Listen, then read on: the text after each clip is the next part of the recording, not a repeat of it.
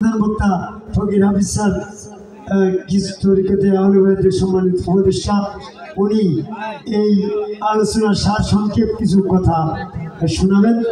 তবে সেই পরিসরে আমি শুধু ওনার কথার গাইডলাইনে একটি কথা বলতে চাই, আমার গলা বসে গেছে। বিষয়টা হচ্ছে সূরা হজের 52 নম্বর আয়াত। এখানে বলছে মামা আরসালনাকা মিন কাবলিকা মিনার রাসূলি লা নাবিয়্যা, তোমাদের মধ্যে তোমার পূর্বে আমি কি এমন অনেক রসুল পাঠাই নাই যারা নবী নয়? এই সমস্ত রসুলগণ যখন কোরআনের বিষয়গুলা উপস্থাপন করত, পাঠ করত বা প্রকাশ করত, তখন শয়তান তাদের প্রকাশের ভিতরে কিছু কথা প্রক্ষিপ্ত করে ঢুকিয়ে দিত।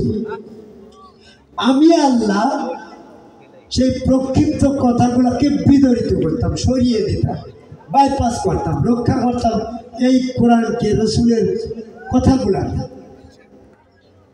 এটা সূরা হজের 52 নম্বর আয়াত। কিন্তু যারা রসুলই না, তারা যখন কোরআন আবৃত্তি করে, তার ভিতরে তো শয়তানের বড় ভাগ পাই যায়। ছোট ভাগ আর বড় ভাগ বোঝে না। আমরা এই পুকুরি মাছ ধরতাম, জাল কিছু কিছু ছিঁড়ে যেত, তো অল্প ছিঁড়াই সেটা বলতে ছিঁড়ে গিয়েছে, আর বড় ছিল গয়রা ফাঁক হয়ে গিয়েছে। তারপরে গয়রা ফাঁক হয়ে মোটা ফাঁক। তো রসুলের ক্ষেত্রেই শয়তান ফাঁক খোঁজে, খুঁচা মারে, প্রক্ষিপ্ত করে রসুলের ক্ষেত্রে। যারা রসুলই নাই তাদের তো সারা দিনেই খুঁচায়। তাদের ভিতরে সব কথা শয়তানে ঢুকাই দিল। আর আল্লাহ দেখলো ও যদি রসুলের কথা হইতো তাহলে আমি ওটারে বিদরিত করতাম, আমি যেটা ওয়াদা দিচ্ছি তোমার করাই লাগবে। কিন্তু যে রসুলই না, তার কথার ভিতরে যেটা শয়তান ঢুকিয়ে দিল, আমি তো ওইটা বিদরিত করতে পারছি না। এই জন্য যারা নিজেকে রসুল দাবি করে না, তাদের কোরআনের কথা বলতে গেলে ওটা শয়তান দ্বিগুণ আকারে শয়তানি কথা ঢুকিয়ে দিয়েছে। এই জন্য আমরা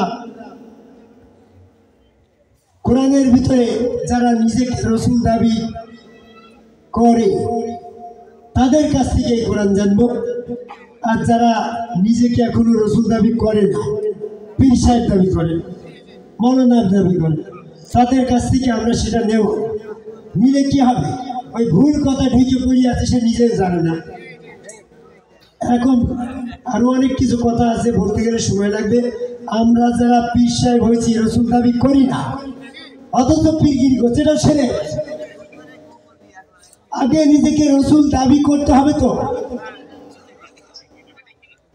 উপরে উপরে পীর সাহেব, ঘরের ভিতরে ভক্তদের কাছে সেজদা নিয়ে বলে আমি রসুল। তাহলে এই ধরনের একটা সমস্যা সৃষ্টি হয় না? বলছে তুমি বলো আমাকে রসুল, সমাজের কাছে বলছে আপনার ভক্তটা আপনাকে রসুল বলে। বলছে না না, আমি পীর সাহেব, আমি রসুল। তাই কি যে ভক্তের ইমানের থাকল, ওই ইমানটা কি বৈধ হইল? আমি বললাম না, উপমা এসে যায় কথার ভিতরে। একজন এই অবৈধ সম্পর্ক করে গোপনে ওই মেয়ে ছেলেকে নিজে নিজে সাক্ষী টাক্ষী না রেখে বিয়ে, মনে মনে বিয়ে করে সহবাস করে সন্তান হয়ে গিয়েছে। যখন সন্তান ভূমিষ্ঠ বা প্রকাশ হয়ে গিয়েছে, লোকে জিজ্ঞাসা করি তুমি সন্তানের বাপ? তো আমার স্বামী অমক মন্ডল, আমার স্বামী। প্রকৃতপক্ষে সেই তার স্বামী। পরে যখন তার কাছে জিজ্ঞাসা করেছে, ওই যে অমুক মেয়েটা তোমার বলছে, তুমি বলে তার স্বামী, তোমার সন্তান তার গর্বে, তখন ও যদি স্বীকার করে না হ্যাঁ হ্যাঁ ওটা আমারই সন্তান, তাহলে সন্তান বৈধ, তাই তো? আর যদি বলে না না না না ওটা আমার সন্তান না, আমি তার স্বামী না, তাহলে কি হইল? সন্তান অবৈধ হয়ে গেল। ঠিক তদ্রুপ ভাবে যারা পীর সাহেব পীরগিরি করছেন, অথচ নিজেকে রসুল দাবি করছেন না। তারা যখন বলে উনি আমার রসুল, আপনি তখন অস্বীকার করেন, তখন আপনার ওই ভক্তের সেজদা নেওয়া অবৈধ, ওই ভক্তের সাথে এক গ্লাস পানি খাওয়া, পানি নেওয়া অবৈধ। এই জন্য যারা কোনো রসুল দাবি করেন নাই তারা ঝাড় দিয়ে ফিরে যান ইসলামের থেকে। যারা নিজেকে স্বামী দাবি করতে পারবে, এই সন্তান এই সমাজে তারাই সন্তান জন্ম দেবে।